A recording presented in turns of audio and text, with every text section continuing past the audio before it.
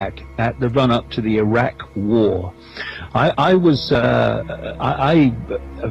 Many years ago, pushed the point back through research where the decision was made to invade Iraq at that time in, 2003, years before it happened.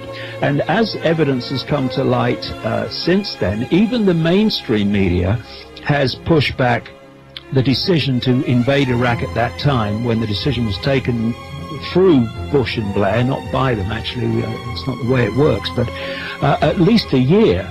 And in the days and hours before the invasion happened, you had Tony Blair in this country saying, we still hope to avoid a military conflict. He knew years before that it was going to happen at that time. And that's what we're seeing here. And, you know, I'm not seeing the unfolding information in America that you're seeing, sitting at the moment, sitting here in Britain. But if you watch the scenarios, you had a situation where Saddam Hussein was told, do this or else. And he said, there are no weapons of mass destruction, they're not there. And oh no, he's not allowing the inspectors in. People among the inspectors were saying, actually, you know, it's not a problem, we can do it. Because once the decision is made, this is what's going to happen. It doesn't matter what anyone says, what the target says, what the target does, because it's going to happen. They just will not take no for an answer, because it's on the movie script. It's at this point in the script, this is going to happen. And that's why it doesn't matter what anyone says, they go ahead anyway. And we are seeing a mirror now, increasingly it would seem, of what happened in Iraq, because it's the same scenario playing out, the same blueprint. It's the way these guys work. But then again, they are professional hypocrites, because they can't tell you the truth or be consistent, because the agenda would fall if they did. What we're seeing now is something I've been writing about for a long time, which is the agenda to attempt to trigger a third world conflict. I don't know if I came over when I was talking about this earlier with the technology. A third world conflict to draw in eventually people like Russia and China into a conflict triggered out of the Middle East. And I've been aware of this was coming for a long time. And indeed, you look at things like the letter of Albert Pike, American Freemason, long ago, talking about the 3 world wars that were coming in a letter to another Illuminati guy called Mazzini. And he talked about the first 2 wars. We've had those. The third one, he said, was going to be triggered out of the Middle East by a war, a conflict that would get the Zionists and the Islamic world to mutually destroy each other. And what we're seeing now, this is the real, these are the final kind of scenes in this unfolding drama in the Middle East that Kissinger talked about some weeks ago while the Egyptian situation was going. And of course, we're now understanding the massive role that the American embassy played in Egypt for years before these people's revolutions began, preparing to trigger them. Because what we have here, Jack, is genuine rage at oppression and suppression among the peoples of the Middle East who have suffered under these tyrants, supported these royal tyrants in Saudi Arabia, in Bahrain, in the United Arab Emirates and all the rest of it, and Mubarak in Egypt, supported financially when necessary, but certainly supported through weaponry and high-tech military support. These tyrants have been kept in power and are given the means to suppress their people by the American administration under whichever party, by the British administration under whatever party. And now they are seeking to create upheavals in the Middle East as this next stage happens, in which they want to play Israel off against the Arab countries, bring in China, bring in Russia. Europe and America are already being brought in as we're speaking, and play them off in a third world war. That's the scenario. Whether it will, they will pull it off, we'll see. But that's what they want. Been writing for 15 years that this was coming. The top kind of inner sanctum people within the British military who were arrested in Libya by some of the genuine protesters and thrown out. I mean, these people, only recently, these people, Britain and America, have been working behind the scenes to trigger this for a long, long time. And like I say, when you've got this genuine rage at the oppression and suppression of these Middle Eastern regimes, as supported by people like Britain and America, you have the tinderbox to set on fire when you bring in your prepared people to trigger that rage. This is what we've seen. They've created the suppression, which has reached a point of rage and resentment among the people, and then they trigger that rage into protest and tell you it's all a spontaneous protest of the people. Well, not at the trigger point. It's not. They're setting these off all over. To create mayhem and upheaval in the Middle East with a very, very sinister agenda at the end of it. Yeah, because when you look at the agenda, which we've been talking about and I've been writing about now all these years, if we just take a breath, take a step back and look at what's unfolding, it is absolutely in line with that. It's about creating so much chaos and to make increasingly governments irrelevant to any response to that chaos. And of course, economically, we've reached the point now where governments are in so much debt because of bailing out the manipulated, long-planned crash of the banks in 2008, that they have no margin for maneuver now in reacting. So what they want is all in their documents, going way back, is to create absolute chaos in the world, not least economically, so that those that control the banking system, in other words, the Rothschilds and that cartel, they then come forward and say, look, we can sort it out, but to sort it out, this has to happen. And what will they say? World government, world army? We can stop this oppression. We can stop this war if we had one world army. Problems, reaction, solution, a world central bank, and all the rest of it that they'll put forward as the solution to and indeed we talked about that letter from Albert Pike. Part of that letter talks about the fact that at the time of manipulating this Third World War, they'll create absolute mayhem, upheaval, and chaos in the world, because then they can come forward and say this is the only way out of it. And you know, when people are in fear, when people are terrorized by whatever means, am I going to pay the rent? What about my kids? What about the war? Who's going to invade next? What they tend to do is why I'm saying we must keep calm and we must keep ourselves together. We must hold on to our power, because once people are in that state of fear and terror, they give their power away to people they think can protect them. It's been long planned and it's been written in their documents. So what we're seeing is what we've been talking about all these years was coming. What we need to do is throw a spanner in the works, and it's going to be a really big challenge. I've been saying at every opportunity now for like 2 months, people got to get informed.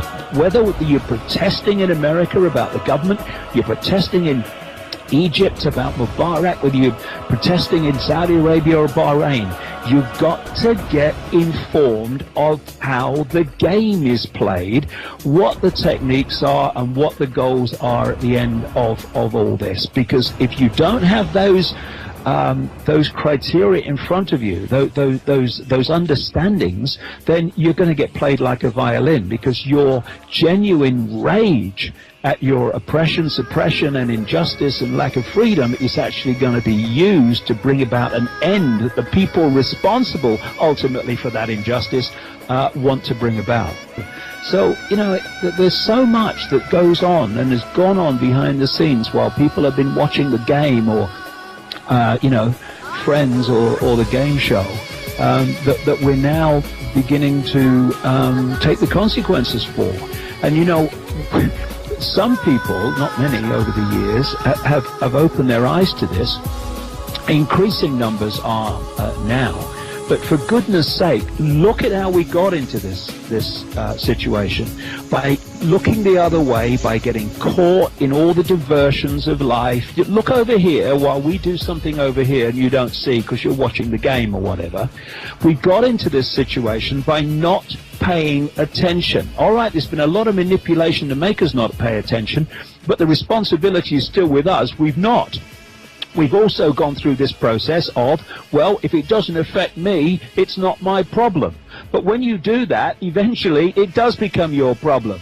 And that's what we're seeing now. So please, people, those that have not been paying attention, those that have been looking the other way, those that have been saying, oh, it's not my problem because it doesn't affect me immediately, look at what's happening as a result of that. We need to change. We need to start paying attention. We need to start getting involved, and we start to realize that everybody's injustice is our injustice, because if it's not, in the end it will be when they've picked off all these other groups in society, all these other nations, all these other income brackets, colours and creeds and religions.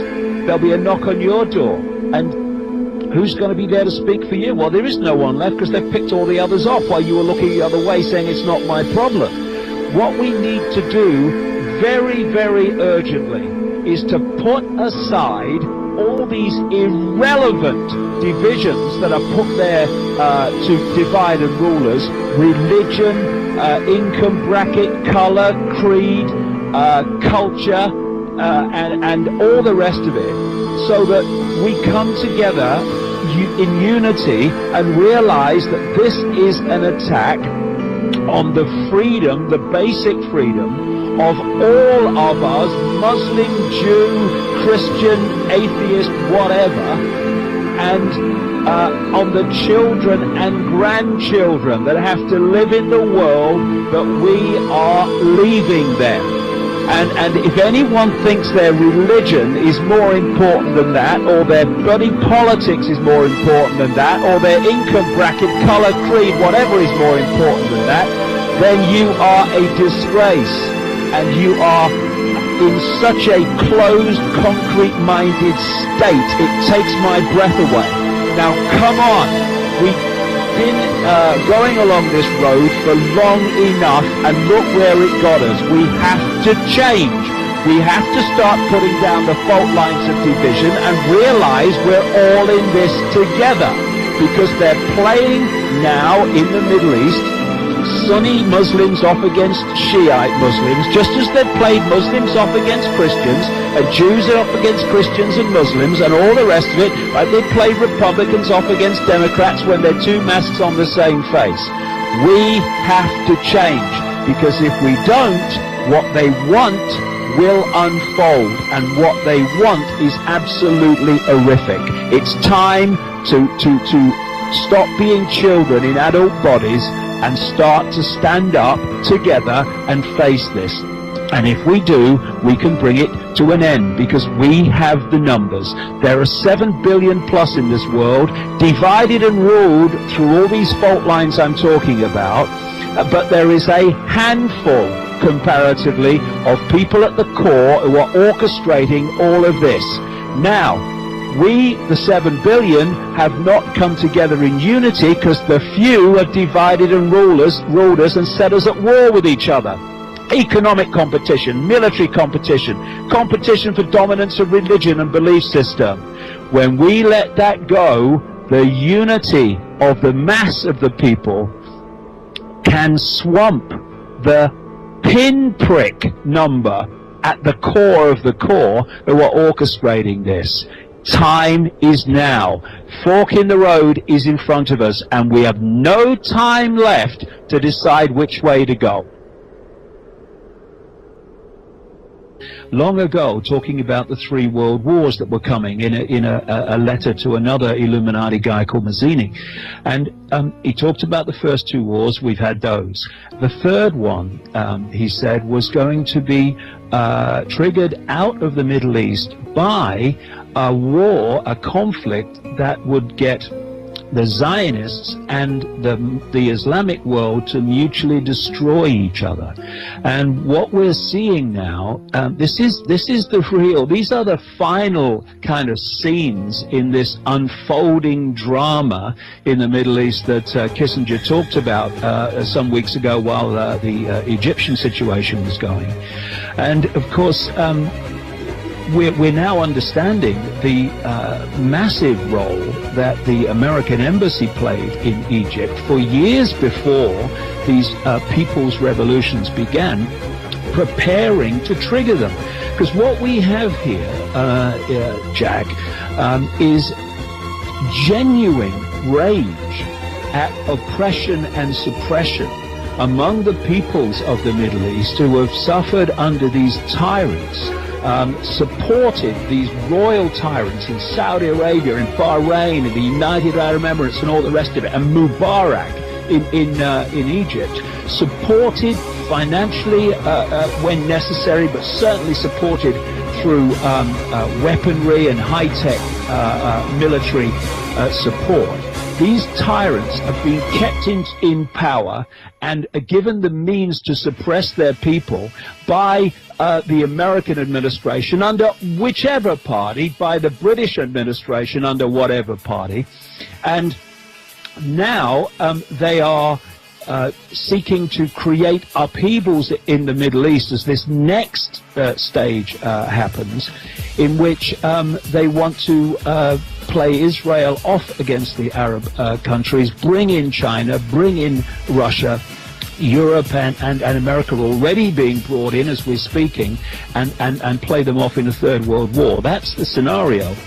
Whether it will, they will pull it off, we'll see. But that's what they want. Been writing for 15 years that this was coming. The top kind of inner sanctum people within the British military who arrested in Libya by some of the genuine protesters and thrown out. I mean, these people, only recently, these people, Britain and America, have been working behind the scenes to trigger this for a long, long time. And like I say, when you've got this genuine rage at the oppression and suppression of these Middle Eastern regimes, we're now understanding the massive role that the American embassy played in Egypt for years before these people's revolutions began, preparing to trigger them. Because what we have here, Jack, is genuine rage at oppression and suppression among the peoples of the Middle East who have suffered under these tyrants, supported these royal tyrants in Saudi Arabia, in Bahrain, in the United Arab Emirates and all the rest of it, and Mubarak in Egypt, supported financially when necessary, but certainly supported through weaponry and high-tech military support.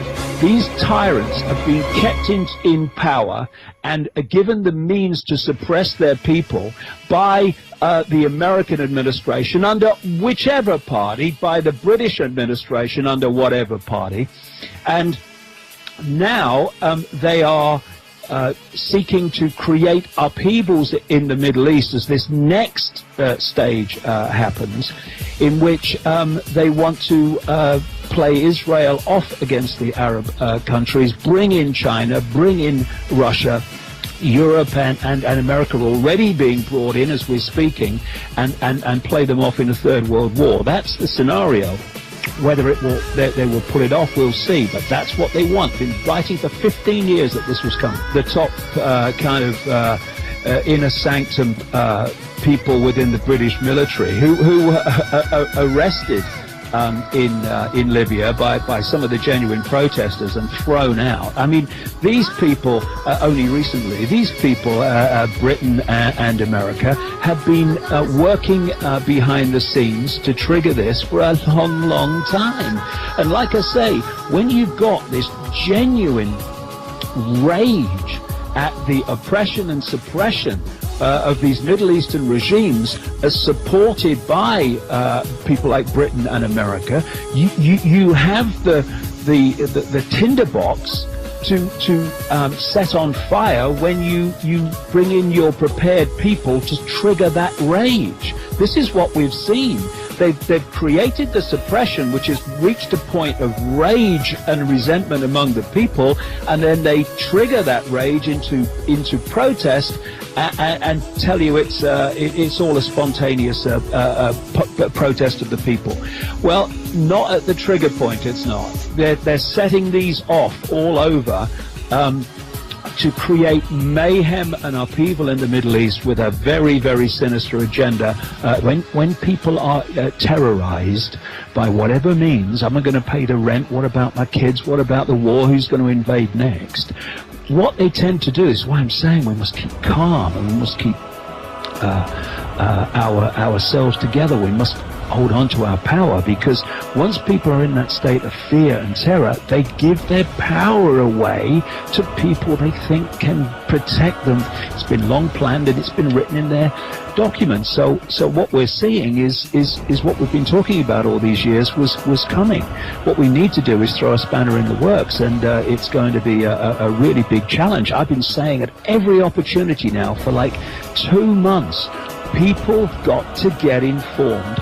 Whether you're protesting in America about the government, you're protesting in Egypt about Mubarak, whether you're protesting in Saudi Arabia or Bahrain, you've got to get informed of how the game is played, what the techniques are, and what the goals are at the end of all this. Because if you don't have those criteria in front of you, those understandings, then you're going to get played like a violin, because your genuine rage at your oppression, suppression, and injustice and lack of freedom is actually going to be used to bring about an end that the people responsible ultimately for that injustice want to bring about. So, you know, there's so much that goes on and has gone on behind the scenes while people have been watching the game or Friends or the game show, that we're now beginning to take the consequences for. And some people, not many over the years, have opened their eyes to this. Increasing numbers are now. But for goodness sake, look at how we got into this situation. By looking the other way, by getting caught in all the diversions of life. You look over here while we do something over here and you don't see because you're watching the game or whatever. We got into this situation by not paying attention. All right, there's been a lot of manipulation to make us not pay attention, but the responsibility is still with us. We've not. We've also gone through this process of, well, if it doesn't affect me, it's not my problem. But when you do that, eventually it does become your problem. And that's what we're seeing now. So please, people, those that have not been paying attention, those that have been looking the other way, those that have been saying, oh, it's not my problem because it doesn't affect me immediately, look at what's happening as a result of that. We need to change. We need to start paying attention. We need to start getting involved, and we start to realize that everybody's injustice is our injustice, because then they can come forward and say this is the only way out of it. And when people are in fear, when people are terrorized by whatever means, am I going to pay the rent? What about my kids? What about the war? Who's going to invade next? What they tend to do is why I'm saying we must keep calm and we must keep ourselves together. We must hold on to our power, because once people are in that state of fear and terror, they give their power away to people they think can protect them. It's been long planned and it's been written in their documents. So what we're seeing is what we've been talking about all these years was coming. What we need to do is throw a spanner in the works, and it's going to be a really big challenge. I've been saying at every opportunity now for like 2 months, people have got to get informed. Whether you're protesting in America about the government, you're protesting in Egypt about Mubarak, whether you're protesting in Saudi Arabia or Bahrain, you've got to get informed of how the game is played, what the techniques are, and what the goals are at the end of all this. Because if you don't have those criteria in front of you, those understandings, then you're going to get played like a violin, because your genuine rage at your oppression, suppression, and injustice and lack of freedom is actually going to be used to bring about an end that the people responsible ultimately for that injustice want to bring about.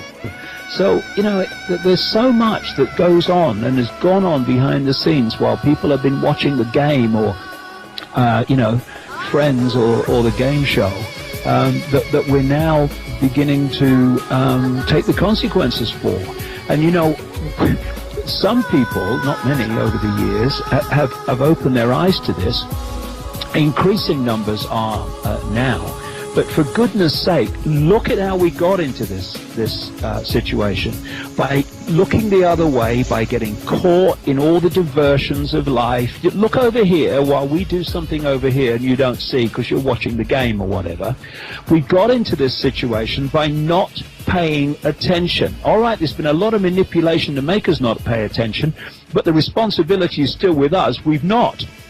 We've also gone through this process of, well, if it doesn't affect me, it's not my problem.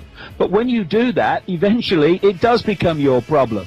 And that's what we're seeing now. So please, people, those that have not been paying attention, those that have been looking the other way, those that have been saying, oh, it's not my problem because it doesn't affect me immediately, look at what's happening as a result of that. We need to change. We need to start paying attention. We need to start getting involved, and we start